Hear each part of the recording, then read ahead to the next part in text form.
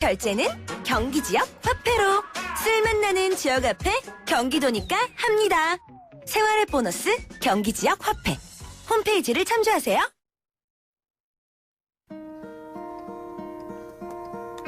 Hello, darkness, my old friend.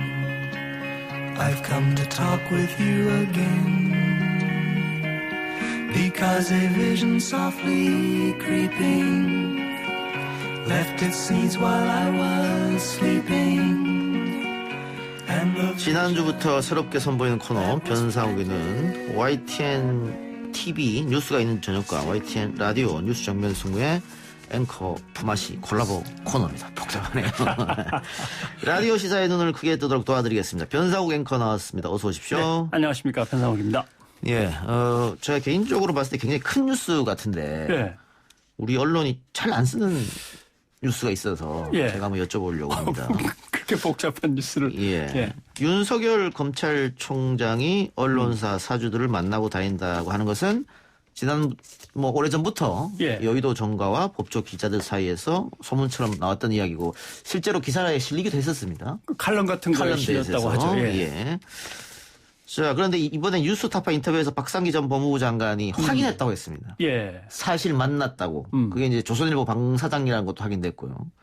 문제는 이 수사기관의 수장이 언론사 사주와 만난다는 것 자체도 부적절한데 예. 당시에 그 조선일보 사주 일가가 고소고발이 여러 차례 됐었단 말이죠. 네. 그걸 중앙지검이 수사하고 있었고. 그런데 만났다. 그러니까 정확하게 박상기 법무부 장관도 만난 시점을 콕 집어서는 보고를 못 받은 것 같더라고요. 예. 2018년 초와 2018년의 말과 2019년의 초 여기 어디쯤일 거라고 하는데 사건을 보면 2018년 3월에는 민주언론 시민연합 등 4개 단체가 TV조선 간부를 고발했습니다. 예. 박근혜 국정농단 사태와 관련해서 예. 그것도 걸려 있었고 2019년 2월에는 민생연구소 등이 이제 방상훈 사장의 아들 방정호 씨의 배임 횡령 혐의를 고발한 사건도 있었고 예. 2019년 초로 이제 넘어와서 또 있었던 게 뭐냐면 로비스트 박수환 문자 관련해서 뉴스타파 보도로 이제 이루어졌던 건데 형사 고발 사건이 있었고 2018년부터 계속되어 온 사건은 역시 가장 핵심 사건이죠. 고 장자연 씨 사건과 관련해서 방상훈 사장의 아들인 방정호 TV조선 전 대표와 동생인 방용훈 코리아나 호텔 사장이 연루가 됐다라는 의혹이 계속 제기돼 있는 상황인데 그때 이제 이 모든 것이 중앙지검에 걸려 있는 사건인데 집안의 어른으로서 가장 이제 수장으로서 검찰의 담당 검찰청의 좌장을 만났다라고 하면은 큰 문제죠. 예. 큰 그러니까. 문제입니다. 왜냐하면 일단은 이것이 어떤 청탁이나 금품이 오고 갔다 이런 거는 전혀 드러난 게 없으니까 예. 그걸 빼고 생각한다고 하더라도 대검찰청 공무원 행동 강령에 뭐라고 되어 있냐면 직무 관련자라는 건 여러 종류가 있습니다만은 특정한 사실이나 법률 관계에서 또는 수사 관계에서 아무래도 문제가 되거나 피의자가 될 수 있는 사람, 피의자가 돼버린 사람 등등등 이렇게 직무 관련자에 대해서 대검 공무원 행동강령 제5조의 2항에 가면 뭐가 돼 있냐면 공무원은 자기가 취급하는 사건의 피의자, 피해자 등 사건 관계인 기타 직무와 이해관계가 있는 사람과의 정당한 이유 없이 사적으로 접촉하면 안 된다. 예. 이렇게 돼 있습니다. 그다음에 제6조에 가면은 지연, 혈연, 학연, 종교 등을 이유로 해서 그런 사람들한테 특혜를 주거나 다른 사람이 불이익을 받을 수도 없다. 왜냐하면 왜 만났냐라고 하는 이유를 얘기할 때 변호사 시절에 조선 방사장 일가족하고 연관이 있었기 때문에라고 하는데 이게 이제 혈연, 지연, 학연 이런 거 이제 들어가는 거죠. 근데 중요한 거는 검찰청의 청장 아닙니까? 당시에 윤석열 청장이죠. 예.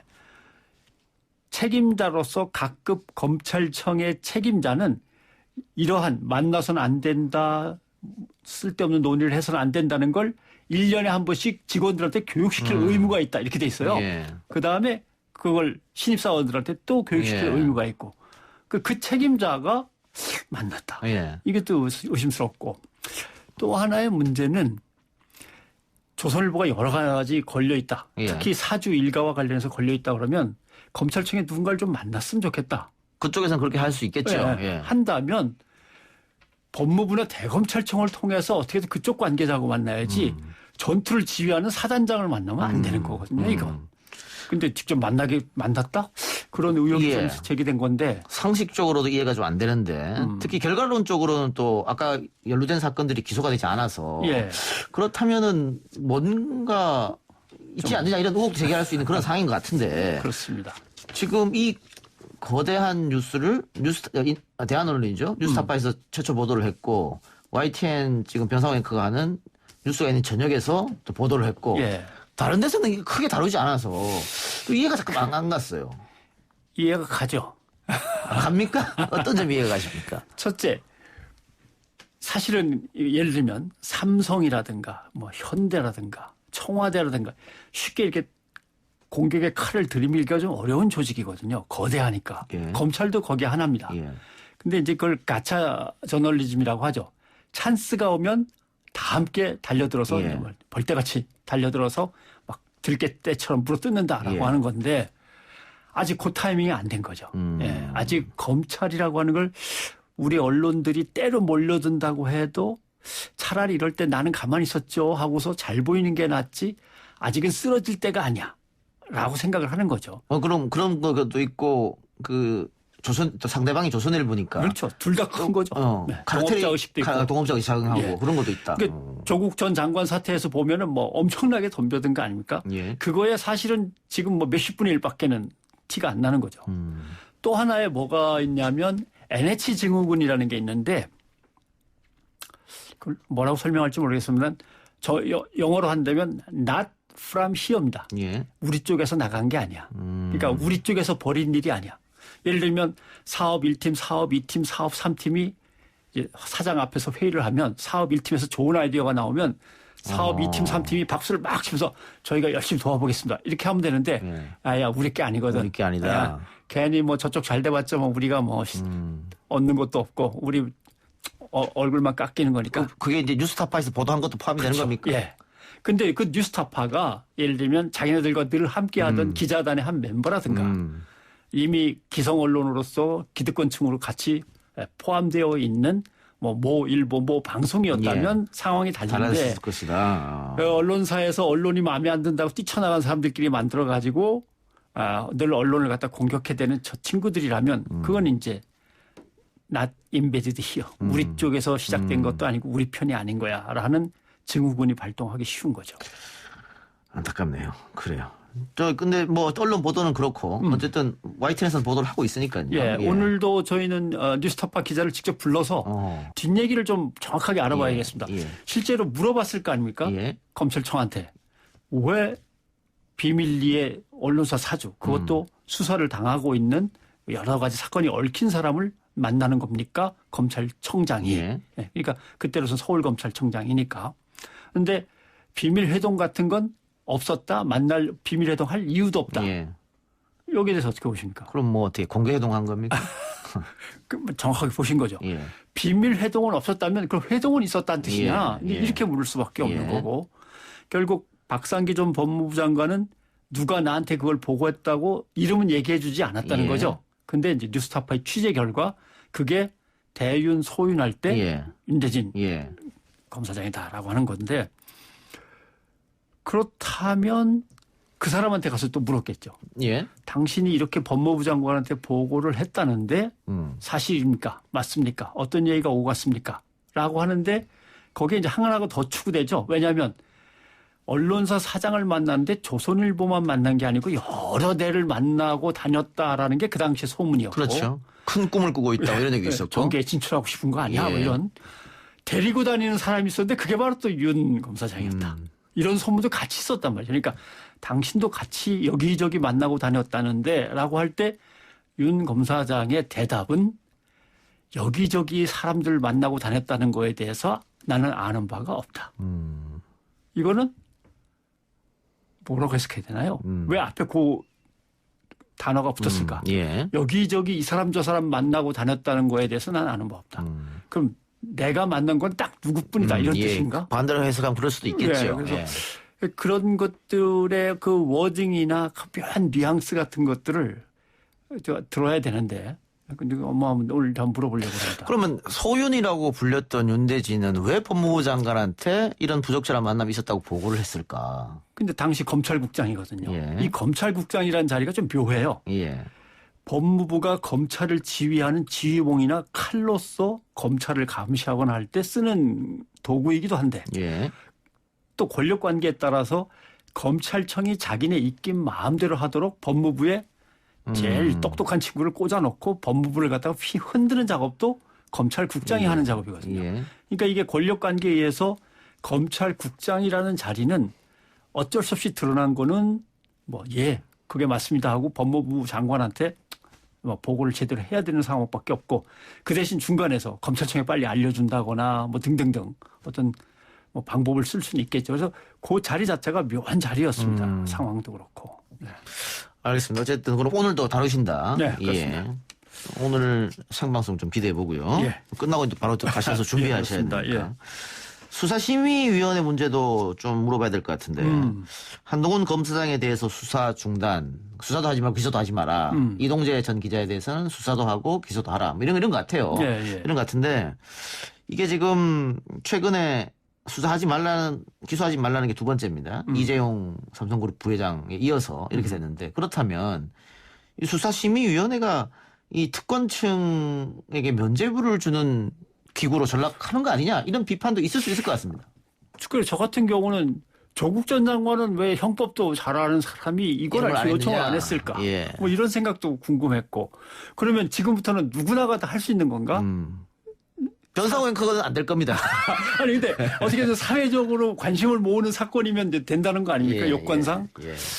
그런 점에서 결국은 보도 자료를 뿌려가지고 여론을 장악할 수 있는 세력은 기득권 세력이고 수사심의위원회를 열어달라고 요청할 수 있는 세력도 어차피 꽤나 힘 있는 세력 아니면 그렇겠죠. 불가능하다면 예. 이 나라의 법은 누구의 편에 서게 되는 거냐라고 하는 이제 첫 번째 문제.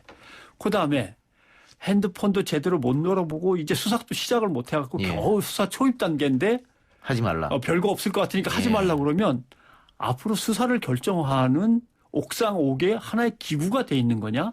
그리고 그 기구를 갖다 누가 임명하고 누가 지휘하느냐에 따라서 마음대로 검찰의 권력이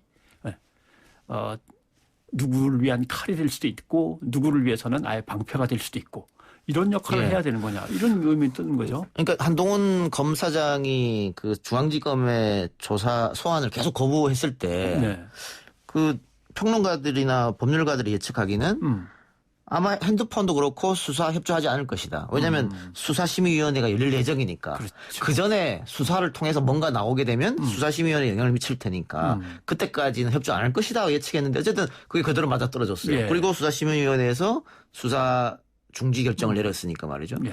이건 어떻게 검찰이 이제 또 선택은 검찰이 해야 됩니다. 그렇죠. 받아들일지. 예. 물론 그 수사를 하고 있는 중앙지검에서는 말이 안 된다라고 반발하고 있습니다만 어떻게 될 것 같습니까? 근데 그러면 이제 중앙지검에서 제일 외치고 싶은 말이 이 말이겠죠.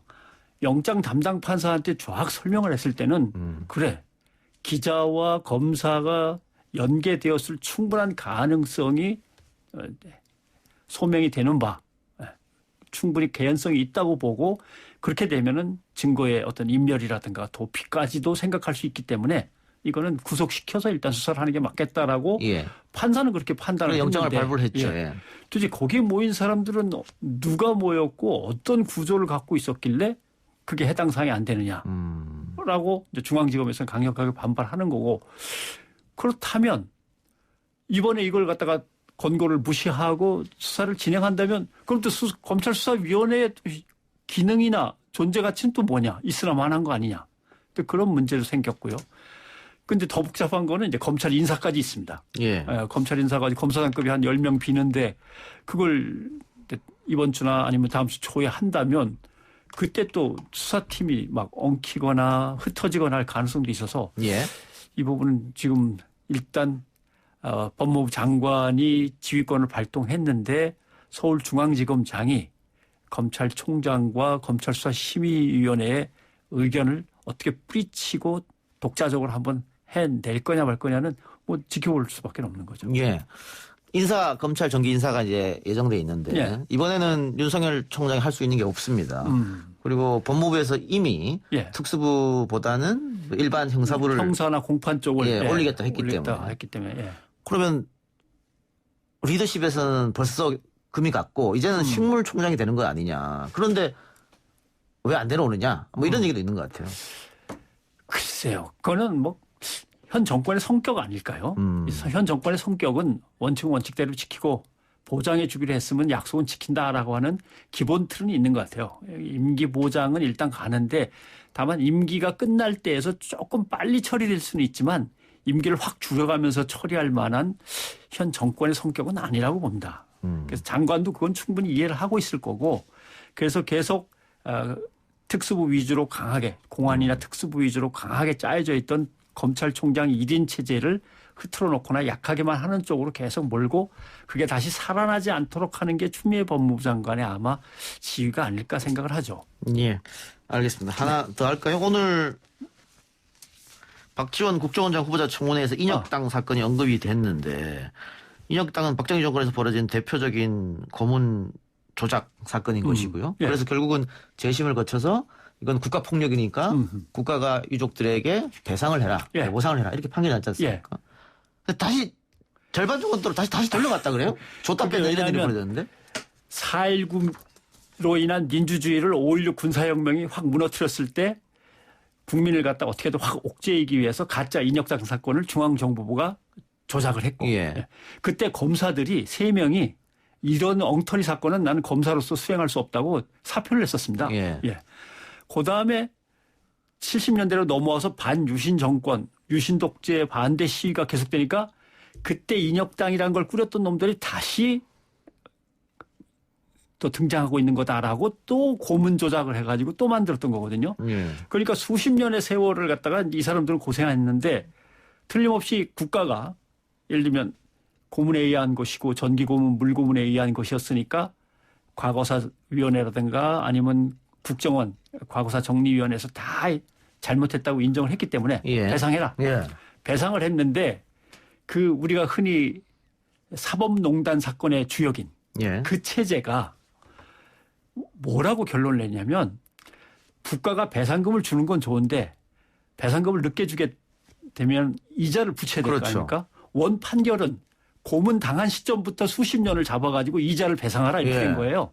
근데 이 사법농단의 주역이었던 그 새로운 대법원 체제에서 이게 어떻게 됐냐면 국가가 주라고 명령한 그 다음 날부터 안 주면 거기에서 이자가 붙기 시작해야지 왜 1960년대 박정희 정권부터 이자가 붙어오느냐 안 된다라고 하니까 절반으로 뚝 잘린 거죠. 30년 이자를 안 주게 되니까. 근데 이미 돈은 가지급이 됐어요. 예. 가지급된 돈을 가지고 빚도 갚고 집도 했어. 어떻게든 쪽방을 구해갖고 예. 살고 있는데 내놔라. 절반 내놔. 그러니까 여기서 제일 문제가 됐던 분은 10억을 받았는데 5억을 내놓으라는 거 아닙니까? 예. 일단 재판을 해봐야죠. 예. 이걸 내놔야 되는 건지. 예. 재판을 하고 하다 보니까 졌습니다. 예. 그럼 5억을 내놔야 돼요. 예. 그동안에 이자가 붙어서 15억이 된 거죠. 하하. 국정원에 물어내야 될 돈. 사실 국정원이 아니라 뭐 국고로 들어가겠습니다만. 그럼 배보상 받은 거에 두세 배를 다시 10억 국가에. 받았는데 예. 갑자기 야, 그 5억은 내놔 그러길래 아니 이게 내가 꼭 드려야 됩니까? 라고 싸우는 동안에 15억이 된 거죠. 예. 그러니까 그게 그때 국정농단 그 대법원 체제는 이게 뭐 박근혜 대통령의 아버지 시대에 있었던 일이기 때문에 예. 조금 뭐 그렇게 했던 것 같은데. 그게 이제 이명박 박근혜로 넘어오면서 이제 대법원이 이제 심의를 쭉 하면서 예. 벌어진 일일 텐데. 그런데 어쨌든 지금 다들 이렇게 고통받고 있거든요. 예. 그 내가 받은 것보다 더 많은 돈을 물어내야 되니까. 그렇죠. 이거 누군가 나서야 되는 거 아닙니까? 그런데? 그래서 서울고등법원이 지난달에 나서서 결정을 내려준 거죠. 너무한다 그건. 그러면 국정원은 원금만 받는 거라 해라. 왜 국정원이라고 그러냐면 국정원이 고소를 했기 때문에. 예. 이자까지 돌려달라고. 받지 말고. 예. 국정원은 원금만 받아라. 라고 해 국정원이 싫다는 거죠 지금. 알겠습니다. 그러니까 지금 박지원 후보자가 어떻게 국정원장이 하는지 어떻게 하는지 봐야 되는 좀 두고 봐야겠네요. 오늘 말씀 고맙습니다. 고맙습니다.